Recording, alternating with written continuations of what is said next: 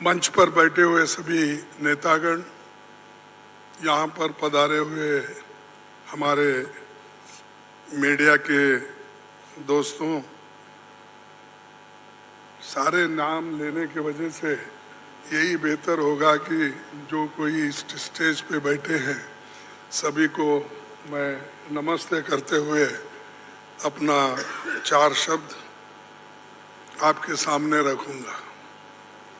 आज की ये जो बैठक हुई ये बहुत ही ठीक ढंग से सभी पार्टियों ने मिलके चलाया।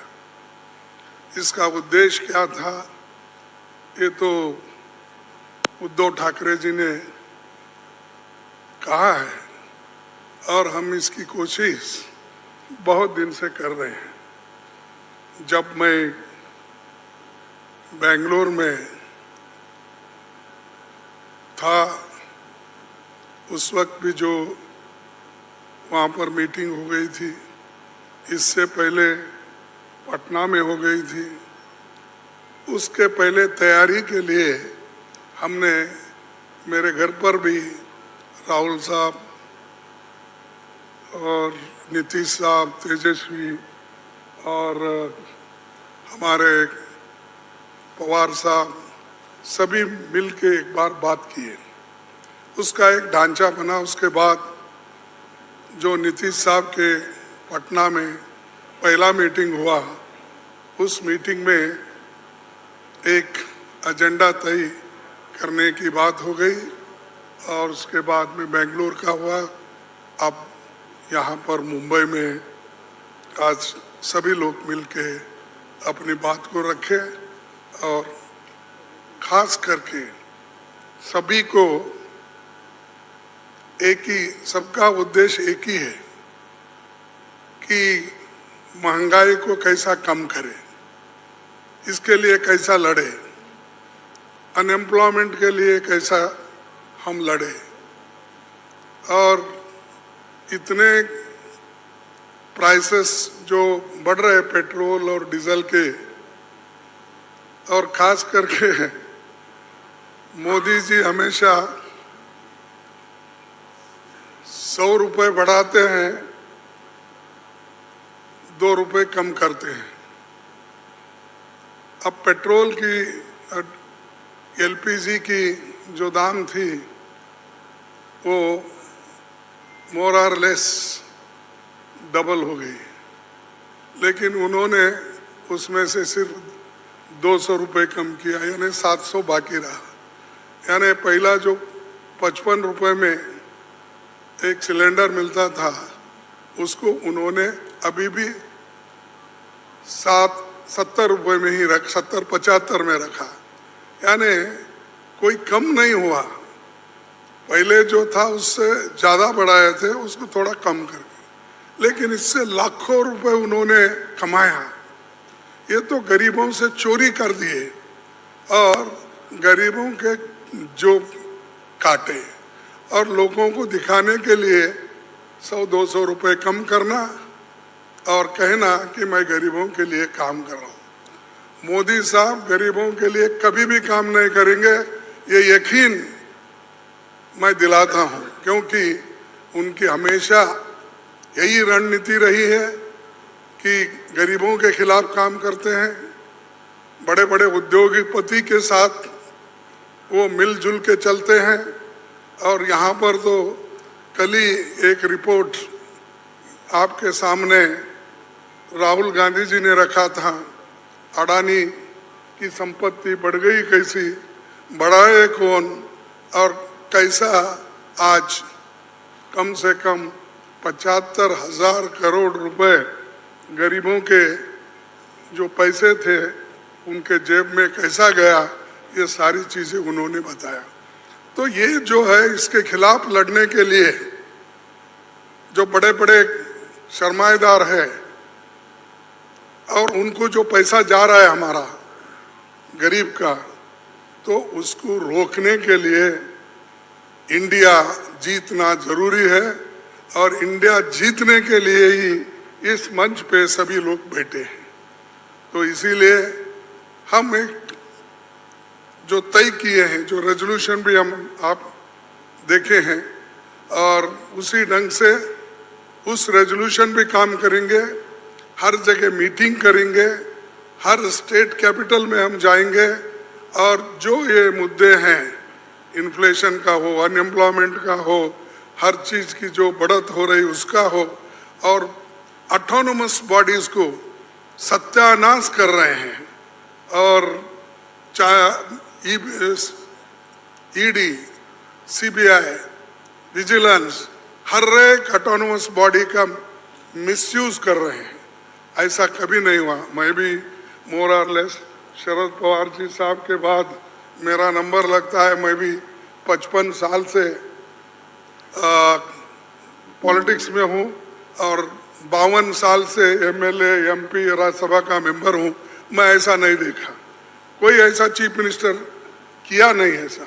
लेकिन आज मोदी सडनली और एक बात की कि बिजनेस एडवाइजरी कमेटी को नहीं पूछे, अपोजिशन लीडर को भी नहीं बुलाए, किसी को बुलाए बगैर वो पार्लियामेंट का डेट देकर स्पेशल सेशन बुला रहे हैं। अरे स्पेशल सेशन, मणिपुर जल रहा था तो आपने नहीं बुलाया, कोविड के वक्त नहीं बुलाया, जब आप चाइना अपनी जमीन हड़प कर ले रही है, कब्जा कर लिए, उसके लिए नहीं बुलाया। लोग तंग और तबाह, इसमें ये हमारा नोटबंदी के वक्त परेशान थे, माइग्रेंट वर्कर परेशान, उस वक्त नहीं बुलाया। जब जब मुल्क अपने मुश्किल में रहता उस वक्त उन्होंने कभी नहीं बुलाया। अब क्यों बुलाया मुझे मालूम नहीं, आज का एजेंडा क्या है उनका मालूम नहीं। तो ये देश चलाने की रीत नहीं है, ये आहिस्ता आहिस्ता डिक्टेटरशिप के तरफ जा रहे हैं। और ये ध्यान में रखना चाहिए कि कभी वो मीडिया उनके साथ है, वो एक उनके दिमाग में है, प्रेस मीडिया हो, टीवी हो, ये सारी चीज़ें मेरे पास है, ये उनका कहना है। और हमको कभी कभी ऐसा दिखता भी है, माफ़ करो क्योंकि मैं ऐसा बोल रहा हूँ समझ के, आप गुस्से में आके हमारे खिलाफ मत लिखो। तो जो कुछ है वस्तु स्थिति, आपको भी मुंह को ताला लगाया, हाथ बंद दिए आपके भी लिखने के, ये सारी चीज़ें कर रहे हैं और आहिस्ता आहिस्ता डिक्टेटर के तरफ वो जा रहे हैं। तो हम इसके खिलाफ लड़ने के लिए, उनके विचारधारा के खिलाफ लड़ने के लिए, उनके जो कुछ भी ये करप्शन, बड़े करप्शन, उनके जो इंस्टीट्यूशनल करप्शन होते हैं, ऐसा छोटा मोटा करप्शन वो नहीं करते, लोगों को नहीं दिखना वो पूरा। लेकिन सीएजी रिपोर्ट में दिखाया है कितने करोड़ घपले हो गए हैं। तो उनका करप्शन इनविजिबल है और वो हमेशा अपनी बात ये कहते हैं कि मैं किसी को न खाऊंगा न किसी को खाने दूंगा।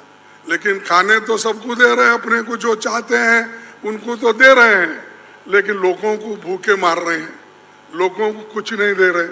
तो इसके लिए हम आवाज़ उठाए और उसके तहत हम काम करना है। आगे भी हमारी कहाँ मीटिंग होगी हम तय करने वाले हैं, जल्द से जल्द वो भी मीटिंग होगी। और बाकी के जो विषय हम आपके सामने रखे हैं मुद्दे, उनके ऊपर हम लड़ते रहेंगे। वो डराने की कोशिश करते हैं, हम डरेंगे नहीं, ये हमारा वायदा है। और हम हमेशा लड़ते रहेंगे और जीतते रहेंगे। और आज मुंबई में जो हमारे महाराष्ट्र विकास आघाड़ी जो ये स्टेप लेकर हमको बुलाए हैं, उद्धव जी लीड लिए हैं और बाकी कांग्रेस पार्टी और एनसीपी सभी ने मिलके ये जो एक यहाँ पर कार्यक्रम रखा और बहुत यशस्वी हुआ। इसलिए मैं उन महाराष्ट्र विकास आघाड़ी के सभी नेताओं को धन्यवाद देता हूँ और आप सभी को भी मैं धन्यवाद देता हूँ, क्योंकि आगे की और भी मीटिंग्स हैं, वो डेट टाइम सभी बताएंगे और कहाँ कहाँ मीटिंग हमारी होगी बहुत से 5-6 जगह पब्लिक मीटिंग होगी, वो भी हम आपको बताएंगे और काम करते रहेंगे और मजबूती के साथ काम करते रहेंगे। इसको ढीला करने की कोशिश मोदी जी कितना भी कोशिश करे, हम वो डरने वाले नहीं है। इसीलिए मैं इतना ही कहूँगा कि उन्होंने तो हमेशा मोदी जी झूठ बोलते ही रहते हैं, लेकिन लोग उनको सच समझते हैं।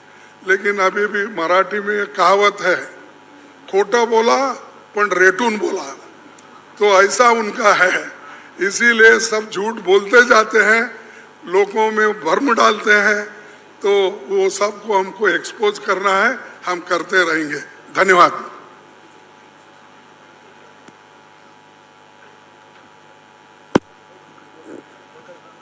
थैंक यू खड़गे साहब।